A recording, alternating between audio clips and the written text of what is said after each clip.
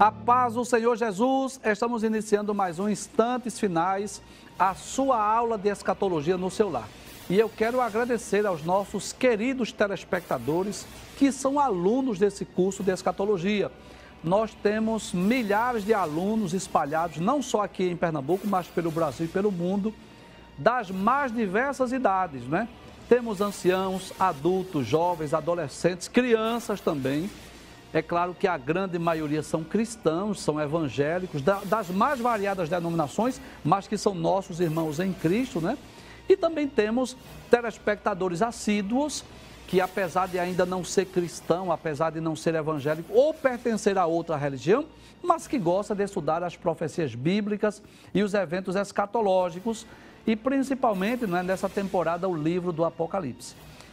Eu sempre falo aqui que o nosso tríplice objetivo é esse. Primeiro, se você é cristão, se você já é evangélico, que você possa ser edificado, que você possa crescer espiritualmente, que você possa conhecer o conteúdo profético das Escrituras.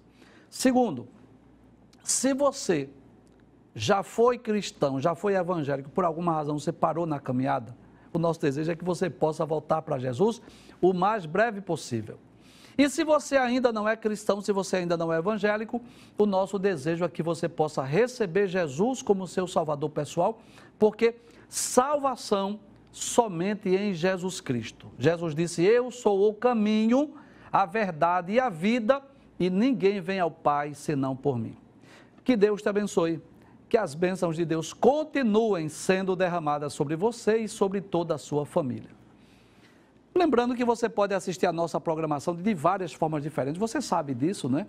Nós sempre lembramos porque sempre tem pessoas que pela primeira vez estão assistindo, eu não sabia, e por isso nós lembramos, né? Você tem um canal de televisão, você tem 2 canais no YouTube, que é o Rede Brasil Oficial e o IEADP Oficial. Você tem um site também, o www.iadpeplay.org.br, e a mais nova opção, que é você baixar o aplicativo no seu celular, Rede Brasil TV. Você vai lá no Play Store, baixa esse aplicativo e você pode assistir de qualquer lugar a nossa programação, não só os instantes finais, mas toda a programação da Rede Brasil. São 24 horas de uma programação abençoada, uma programação sadia, que vai abençoar você e a sua família. E se você quer entrar em contato conosco de forma específica, né, dos instantes finais, você anota aí o número do WhatsApp, 994661010. Muito bem, se você é um telespectador assíduo, se você é daquele que não perde um programa, que diariamente está aí na sua sala, com a sua Bíblia, o seu caderno de anotações, você sabe que nós estamos estudando o último dos julgamentos escatológicos, que é sobre o juízo final. Nós estamos concluindo o estudo do capítulo 20 e, claro, isso é uma foto, uma imagem, melhor dizendo, uma imagem meramente ilustrativa para que as pessoas tenham uma ideia de como será esse último dos julgamentos.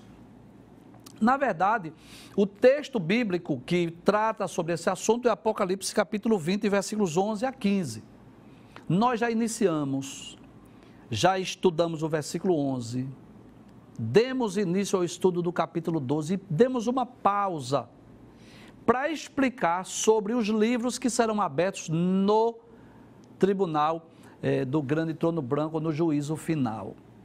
E eu gostaria mais uma vez de relembrar o versículo 11, vamos relembrar quais foram os livros que nós já explicamos e vamos dar continuidade a este assunto que é, com certeza, um dos eventos mais importantes dentro do conteúdo escatológico, que é sobre o juízo final. Vamos relembrar? Versículo 11, nós já estudamos. João disse que viu um grande trono branco, e ele é grande por causa da grandeza daquele que está sentado. Ele é branco porque fala de pureza e santidade, e disse que o que estava sentado sobre ele, de cuja presença fugiu a terra e o céu, e não se achou lugar para eles, significa dizer que os homens, para onde olharem, só verão esse grande trono. É como se ele estivesse olhando para o universo e não visse nem o céu, nem as nuvens, nada, tudo que ele via diante de si era um grande trono branco. Diferente dos julgamentos aqui da terra, não é que alguém que está lá no tribunal, ele vê o juiz, ele vê os advogados, ele vê as pessoas sentadas, a plateia, então ele vê, tem muitas coisas para ele ver. Mas nessa ocasião do juízo final, a única coisa que ele vai ver é exatamente este grande trono branco. Nós iniciamos o estudo do versículo 12, pode passar por gentileza. Aí João disse, eu vi os mortos, e nós dissemos que os mortos aí não fala de morte no sentido literal, de pessoas mortas. Ele diz assim, os mortos vão ressuscitar, esse é o sentido do texto, né? Os mortos hão de ressuscitar. Não significa que João viu corpos de pessoas mortas, não é isso. Ele viu os homens que ressuscitaram. E ele disse que viu grandes e pequenos, então já falamos, os grandes são pessoas de destaque na sociedade, imperadores, presidentes, reis, ministros, etc. e tal, e os pequenos são cidadãos comuns. Aí João diz que estavam diante do trono e abriram-se os livros. E aí nós demos uma pausa no versículo 12 e começamos a explicar sobre os livros que serão abertos. Passa a tela, por gentileza. Então eu quero lembrar mais uma vez que a Bíblia não diz o nome desses livros. A Bíblia só fala do livro da vida, só. Mas diz que abriram-se os livros, então nós entendemos sim que haverá outros livros que serão abertos. Nós já explicamos sobre o primeiro livro, que é o livro da natureza, para aqueles que nunca ouviram falar da lei nem do evangelho. Tem o livro da lei, que será de forma específica para os hebreus, para os israelitas que viveram antes de Cristo. Tem o livro da memória, que é para todos os homens. Deus trará à memória todas as oportunidades que o homem teve de conhecer a Deus, a sua lei ou o evangelho, e a forma que os homens reagiram. E hoje nós vamos explicar a partir desse quarto livro, que é o livro da consciência. Traz a tela, por gentileza.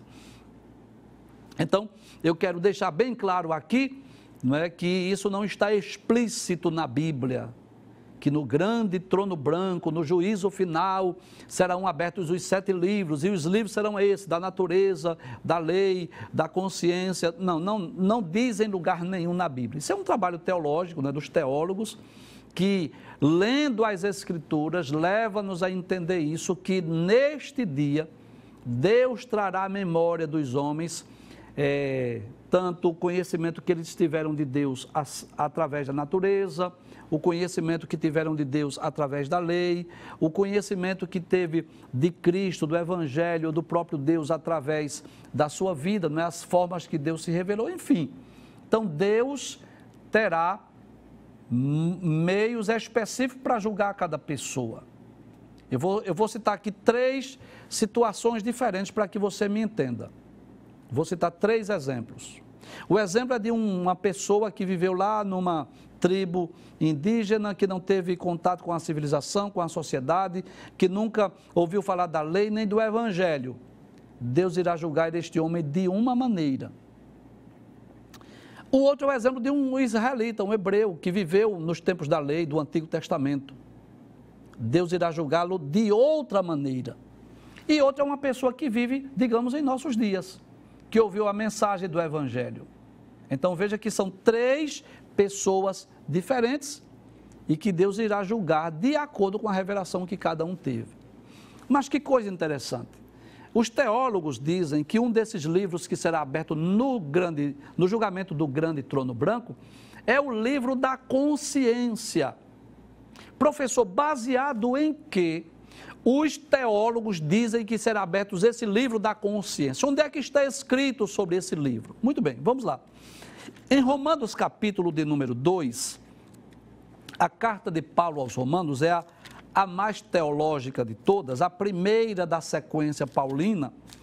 E o apóstolo Paulo, no capítulo 2, versículos 14 a 16, ele vai mostrar aqui sobre uma lei que está escrita na consciência do homem, nos pensamentos do homem, a ponto de esta consciência, ela tanto acusar quanto defender o homem.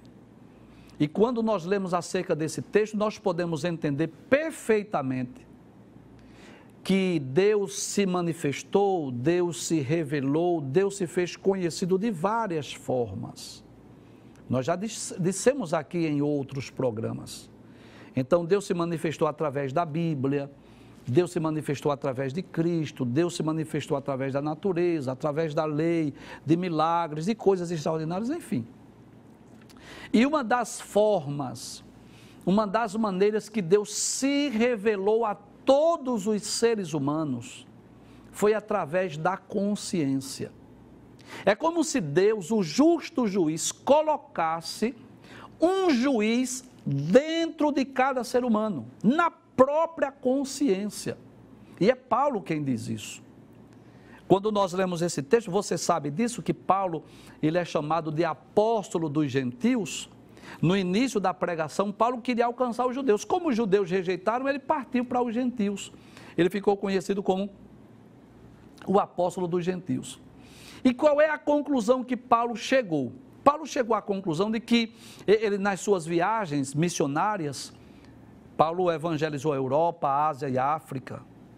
E nas suas viagens missionárias, Paulo chegou em determinadas cidades, em determinados lugares, em que os homens, os gentios, mesmo que não tiveram conhecimento da lei de Deus, eles estavam guardando a lei, eles estavam cumprindo a lei, eles estavam obedecendo, mesmo sem conhecer.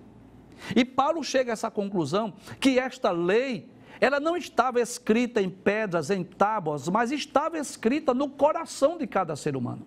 Veja que coisa interessante, capítulo 2 da carta ou da epístola aos Romanos, nos versículos 14 a 16. Ele diz assim, deixa eu ler a partir do versículo 12, para nós relembrarmos o que falamos do livro da lei que será aberto, né? No capítulo 2, versículo 12, Paulo diz, porque todos os que sem lei pecaram, sem lei também perecerão. E todos os que sob a lei pecaram, pela lei serão julgados. Então ele está falando de quem aqui? Dos judeus.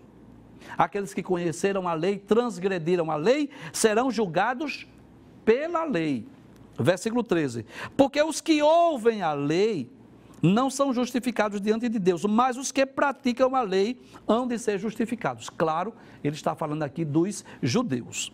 Versículo 14, aí ele fala agora de um outro grupo, que não recebeu a lei, que não teve acesso à lei de Deus. Paulo diz, porque quando os gentios, quem são os gentios? As demais nações que não são da semente de Abraão, Isaque e Jacó. Então eu posso dizer que todas as demais nações, à luz da Bíblia, são chamadas de nações gentias ou gentílicas. E os moradores dessas nações, que não são descendentes de Abraão, Isaque e Jacó, são chamados nas páginas da Bíblia de gentios. Aí Paulo diz, quando os gentios que não têm lei, porque a lei foi dada para o povo de Israel, aí ele diz, fazem naturalmente as coisas que são da lei, não tendo eles lei, para si mesmos são lei.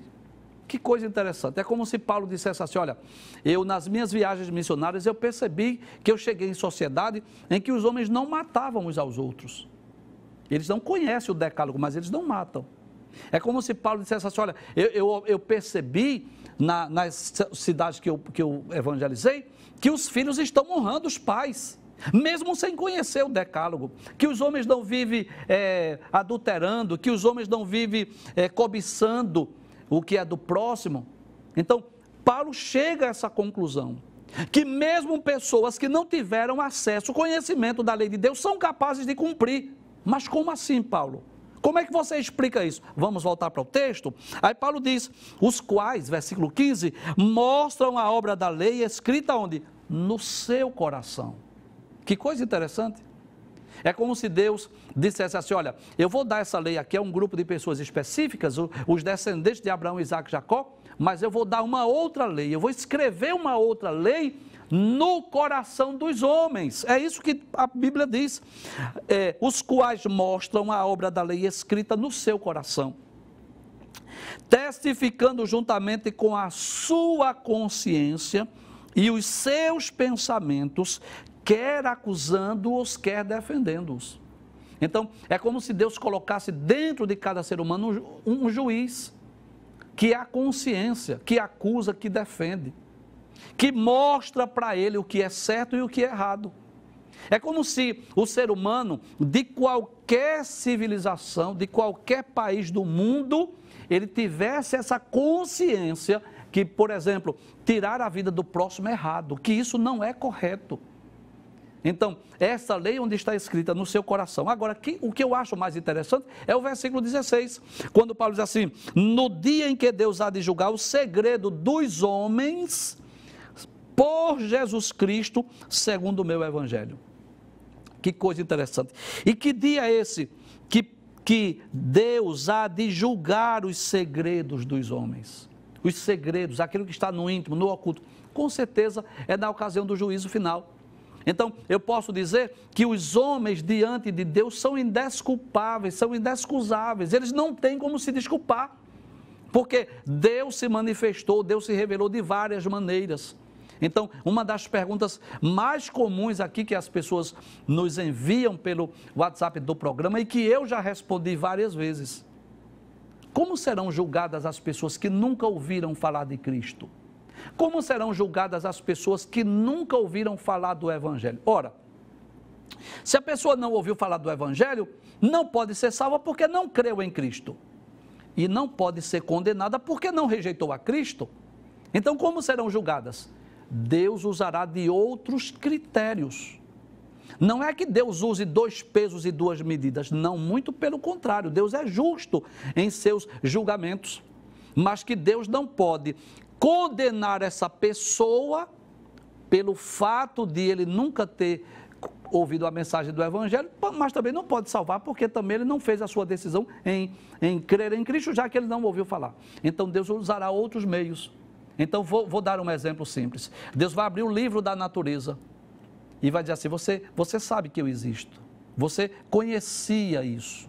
Talvez você não conheceu a Deus pelos nomes de Jeová Shalom, Jeová Nissi, Jeová Rafá, Jeová Tsidekinu. Talvez você não conheceu pelos nomes bíblicos, mas você sabia que existe um Criador que criou todas as coisas. Aí Deus diz assim: eu vou abrir outro livro, o livro da consciência. Aí eu vou ser prático agora para nós entendermos. É como se aquele cidadão que nunca ouviu falar da lei ou do evangelho, mas que a lei estava no seu coração, é como se um dia ele fosse tirar a vida do próximo e a consciência dissesse assim: você está errado, você não deve fazer isso. Você não deve assassinar essa pessoa. E é como se ele atendesse à voz da sua consciência. E ele dissesse assim: realmente eu não vou matar porque isso é errado.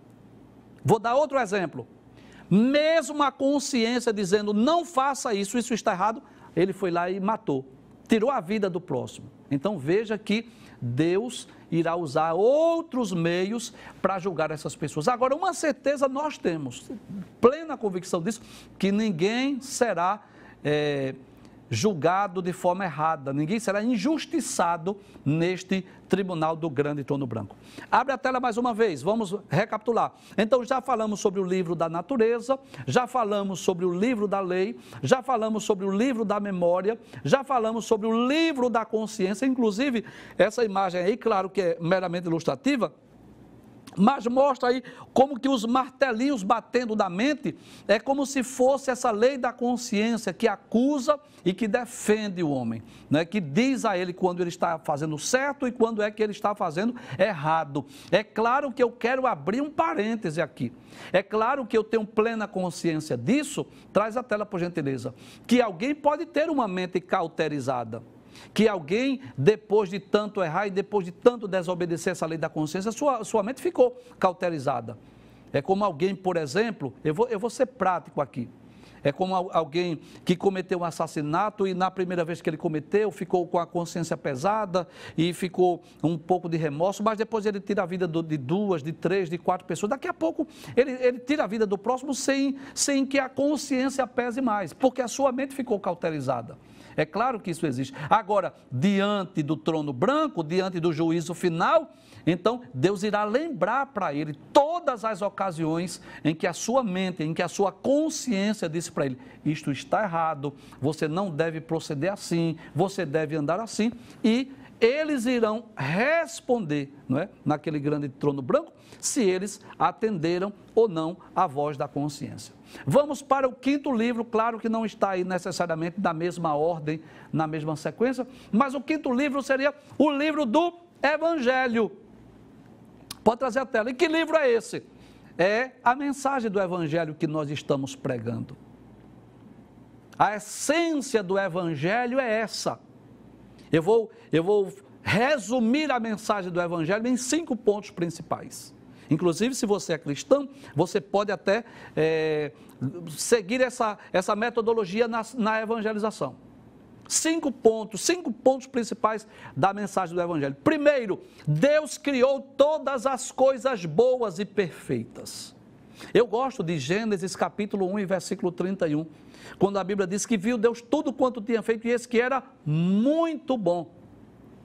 Tiago 1,17 diz que toda boa dádiva e todo dom perfeito vem do alto, descendo do Pai das luzes, em que não há mudança nem sombra de variação. Então, todas as coisas que Deus criou foram boas, foram perfeitas.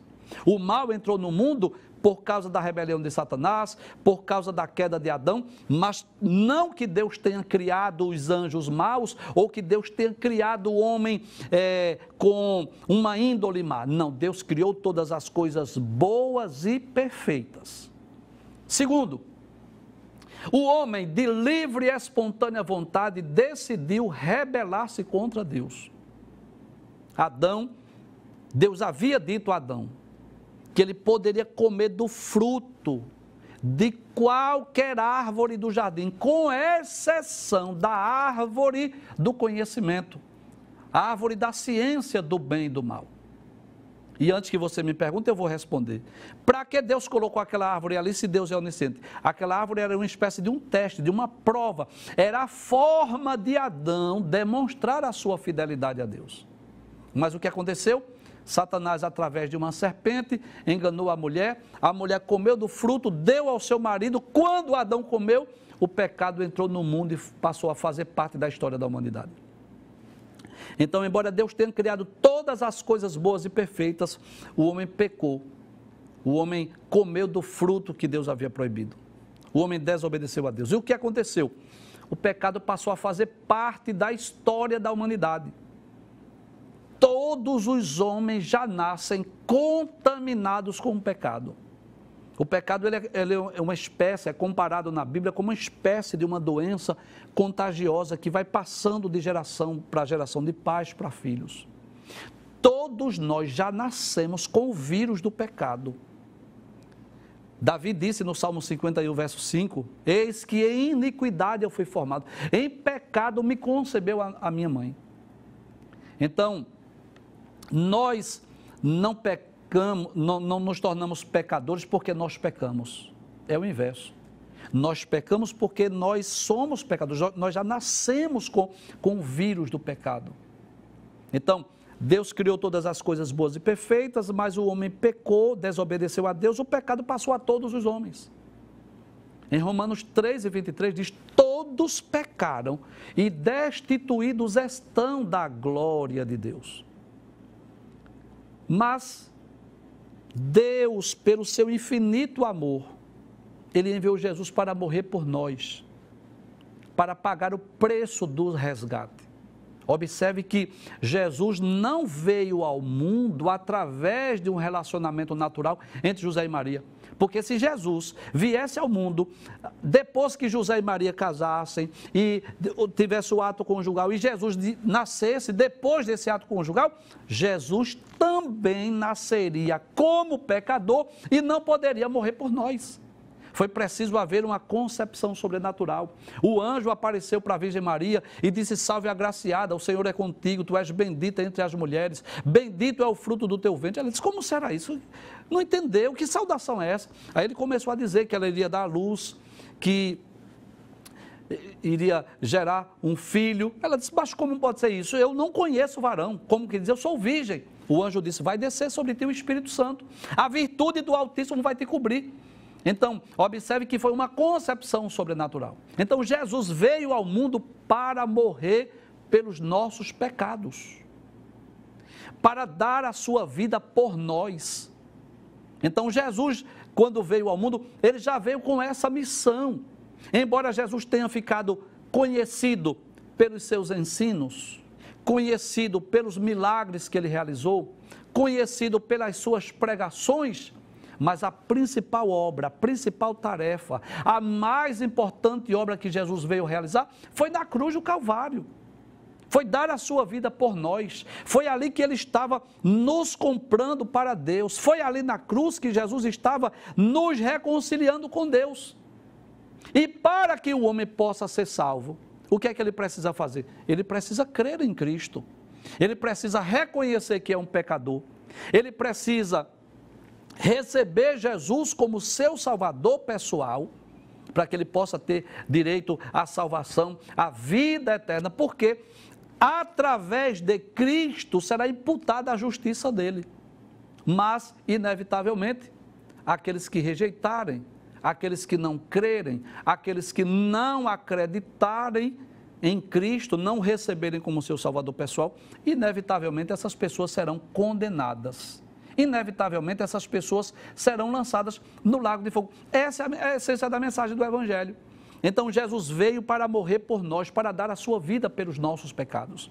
Lá em João capítulo 3, versículo de número 16, é o texto áureo da Bíblia, você já deve conhecer. Jesus no seu diálogo com Nicodemo, Jesus disse, olha, Deus amou o mundo, e mundo aí a humanidade, de uma tal maneira que deu o seu Filho unigênito, para que todo aquele que nele crê não pereça, mas tenha a vida eterna.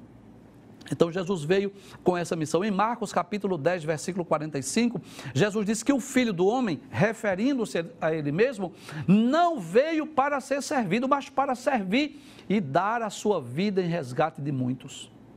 Na noite em que Jesus foi traído, quando ele estava celebrando a Páscoa, quando ele institui a Santa Ceia, que ele pegou o pão e deu aos discípulos, isso está em Mateus capítulo de número 26, ou 1 Coríntios capítulo 11, quando Jesus reparte o pão ali, ele diz, tomai e comei, isso é o meu corpo que é partido por vós.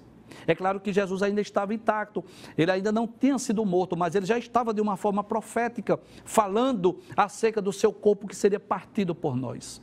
Depois ele pegou o cálice e ele deu aos discípulos, dizendo assim, bebei dele todos. Isso é o sangue da nova aliança, o sangue do Novo Testamento que é derramado por vós. Então Jesus veio ao mundo para morrer em nosso lugar, para morrer pelos nossos pecados. Quando Jesus foi à cruz, ele não foi à cruz simplesmente por conta da traição de Judas Iscariotes. Ele não foi à cruz simplesmente por conta da omissão de Pilatos ou de Herodes. Jesus não foi à cruz por causa da incredulidade dos judeus. Acima de tudo, Jesus foi à cruz do Calvário exatamente para morrer pelos nossos pecados. Em João 10, quando Jesus se revela como o bom pastor, ele deixou bem claro isso. Eu sou o bom pastor e o bom pastor dá a vida pelas ovelhas. Quando Jesus estava sendo preso, lá em Mateus capítulo 27, versículo 53, que Pedro puxou a espada, feriu a orelha de Malco, servo do sumo sacerdote, Jesus restaurou a orelha de Malco. Jesus olhou para Pedro e disse, Pedro, guarda a tua espada, porque todos os que fizerem uso da espada, a espada hão de morrer. Ou não pensas tu que eu poderia rogar ao Pai e ele me enviaria mais de 12 legiões de anjos para me defender? Então, Jesus, ele deixou-se ser entregue, ele se entregou. Quando os homens foram prendê-lo, Jesus disse assim, a quem buscais? A Jesus, ele disse, sou eu. Quando ele sou eu, os homens caíram. Jesus poderia correr, Jesus poderia fugir, Jesus poderia rogar aos anjos que ele guardasse, mas ele deixou-se, ele foi entregue. Inclusive, você deve saber disso, que todo o Antigo Testamento, as leis ou a lei cerimonial, aquele ato de matar o animal, um cordeiro, uma ovelha, aquele animal que era imolado, que era degolado, que era morto, que o seu sangue era aspergido nas 4 pontas lá da tampa da Arca da Aliança, chamado o propiciatório, aquilo já representava Cristo. É por essa razão que João apontou para Jesus, João capítulo 1, versículo 29, e disse assim, eis o Cordeiro de Deus que tira o pecado do mundo. Então, a mensagem do Evangelho é essa.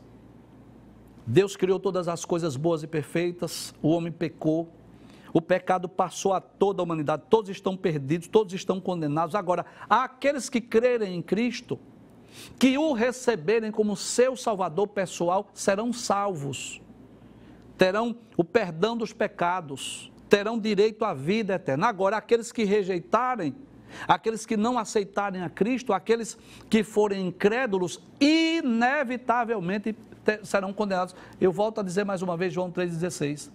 Deus amou o mundo de tal maneira, para que todo, não é? De uma tal maneira que deu o seu Filho unigênito, para que todo aquele que nele crê não pereça, mas tenha a vida eterna. Então a vontade de Deus qual é? É que ninguém se perca, é que todos sejam salvos. 1 de Timóteo 2,4 diz assim: isso é bom e agradável diante de Deus, que quer que todos os homens sejam salvos e venham ao conhecimento da verdade. Na segunda epístola de Pedro, capítulo 3, versículo 9, Pedro diz assim: amados, não tenhais a vinda do Senhor por tardia, mas ele é longânimo para convosco, não querendo que alguns se percam, senão que todos venham a arrepender-se. Então, Jesus veio ao mundo com esse objetivo de dar a sua vida por nós, de morrer pelos nossos pecados. A morte de Cristo é uma morte vicária, que significa uma morte substitutiva. Jesus veio morrer por cada um de nós, ainda que ele tenha morrido antes do nosso nascimento. Mas eu posso dizer que a morte de Cristo, ela tem efeito proativo e retroativo, não é? O proativo e retroativo. Então Jesus morreu por aqueles que viveram antes dele, e Jesus morreu também por aqueles que viveram depois dele. Então, todo aquele que recebe a Jesus, que o confessa como seu Salvador pessoal, ele recebe o perdão dos pecados. Então, todos aqueles que ouvirem a mensagem do Evangelho, quer seja através de um programa de televisão, quer seja através de um culto evangélico, quer seja através de um sistema de som em uma cruzada ou algum culto cristão, quer seja através de qualquer pessoa que de alguma forma ouviu a mensagem do Evangelho, como serão julgadas no dia do juízo final, serão julgados pelo livro do Evangelho, pela mensagem do Evangelho e a forma que a pessoa correspondeu a esse chamado.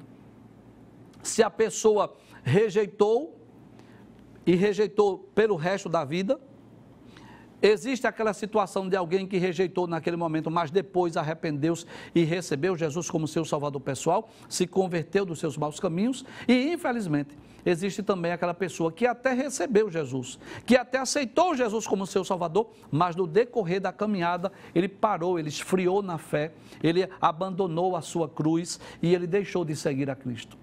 Então, estas pessoas serão julgadas de forma específica pela mensagem do Evangelho, pelo livro do Evangelho. E aí, dá-nos a entender, a Bíblia não deixa isso claro, mas que Deus trará à memória das pessoas todas as oportunidades. A oportunidade que a pessoa teve de entrar numa igreja evangélica ou de ouvir uma programação evangélica, quer seja através do rádio, quer seja através da televisão. A oportunidade que essa pessoa teve, se teve a oportunidade, por exemplo, de participar de uma escola dominical ou de fazer um curso do discipulado, ou quem sabe alguém que foi batizado com o Espírito Santo, quem sabe alguém que já foi até usado por Deus através da manifestação de dons espirituais, quem sabe alguém que já louvou a Deus, quer seja no grupo infantil, quer seja na união de adolescentes, enfim, todas as pessoas terão a oportunidade de Cristo, naquele dia trará à memória dessas pessoas todas as oportunidades que essas pessoas tiveram. Então, nós podemos dizer que através da mensagem do Evangelho, esta é uma das mais extraordinárias revelações de Deus. Veja que coisa interessante. Enquanto alguns que viveram separados da civilização, que talvez nunca ouviram nem falar da lei nem do Evangelho, enquanto outros que viveram nos tempos do Antigo Testamento ouviram só a mensagem da lei ou tiveram conhecimento só através da lei, ou outros que apenas receberam a revelação de Deus através da sua consciência, são grupos de pessoas distintas. Mas nós temos o privilégio de receber essa revelação de Deus através da mensagem do Evangelho, através dos ensinos de Cristo, ainda que nós não tivemos oportunidade de vê-lo com os nossos próprios olhos. Apesar de não termos a oportunidade de ouvi-lo com os nossos próprios ouvidos, como os apóstolos tiveram essa oportunidade, mas que de alguma forma, de alguma maneira, a mensagem do Evangelho está sendo difundida, a mensagem do Evangelho está sendo pregada. Deus está usando de todas as formas possíveis para que o homem possa ouvir, para que o homem possa receber a mensagem do Evangelho. E por que Deus faz isso? Porque Ele nos ama. E por que Deus faz isso? Porque Ele não quer que ninguém se perca. E por que Deus faz isso? Porque Ele quer salvar a sua alma. Você vai para o inferno se você quiser. Você vai ser julgado e condenado no juízo final se você quiser, mas Deus está lhe dando a oportunidade de receber de uma forma gratuita a vida eterna. É isso que diz Romanos 6:23. O salário do pecado é a morte, mas, deixa eu ler esse texto, Romanos 6:23. Diz assim: porque o salário do pecado é a morte, mas o dom gratuito de Deus. O que é um dom? É uma dádiva, é um presente. Qual é essa dádiva, esse presente, esse dom gratuito de Deus? É a vida eterna por Cristo Jesus. Então, quando nós reconhecemos que somos pecadores, quando nós nos arrependemos dos nossos pecados e quando nós nos convertemos dos nossos maus caminhos, nós somos justificados, regenerados e santificados. Então, recebemos a imputação da justiça de Cristo em nós. É como se aquela cédula onde estivesse registrado todos os nossos pecados, ela fosse rasgada ou queimada, ou como se numa tela de um computador, ela fosse selecionada e alguém desse um delete, um del e apagasse tudo. Isso é ser justificado. Mas só a justificação ela não é suficiente para o homem permanecer servindo a Cristo. Aí é aí que o Espírito Santo habita em nós, para promover a regeneração, o novo nascimento, uma mudança de vida, para promover uma mudança, uma transformação interna dentro de nós, através da regeneração. E a partir de então, nós nos tornamos totalmente, completamente santos e o Espírito Santo vem habitar em nós para nos ajudar nesta santificação diária. Então, o preço da nossa redenção, ele foi pago através de Cristo lá no Calvário. Eu não preciso mais pagar dinheiro, eu não preciso mais pagar valores para ser salvo. Agora, eu preciso fazer a minha parte. E o que é que eu preciso fazer? Crer em Cristo, me arrepender dos meus pecados e me converter dos meus maus caminhos. E aí, todos aqueles que forem alcançados pelo Evangelho, eles terão a oportunidade de estarem presenciando o juízo final, mas não como réu, mas estarem ali, eu posso dizer, em certo aspecto, não como um mero telespectador, mas até auxiliando Cristo naquele julgamento do grande trono branco, porque Paulo diz isso, que nós vamos julgar até os anjos. Não sei explicar como, mas de alguma forma nós vamos participar desse grande julgamento. Então, a forma, o meio, a maneira, o caminho que nós temos de nem participarmos como réu nesse julgamento é crermos em Cristo e recebê-lo como nosso Salvador pessoal. Então, nós teremos a oportunidade de estar no tribunal, nesse julgamento, mas não como réu, não para sermos condenados, não para que naquele dia sejam lembrados os nossos pecados, mas nós estamos ali já com vestes brancas e resplandecentes, na certeza que a justiça de Cristo foi imputada em nós. E não tenha dúvida disso, não tenha dúvida disso. A mensagem do Evangelho que estamos pregando, que a igreja está pregando hoje, será uma das principais formas, uma das principais maneiras, tanto para que o homem possa ser salvo, como também para que o homem possa ser condenado para aqueles que rejeitaram. Salvos para aqueles que aceitarem, aqueles que receberem a Cristo, mas condenados naquele grande dia do trono branco para aqueles que rejeitaram a mensagem do Evangelho.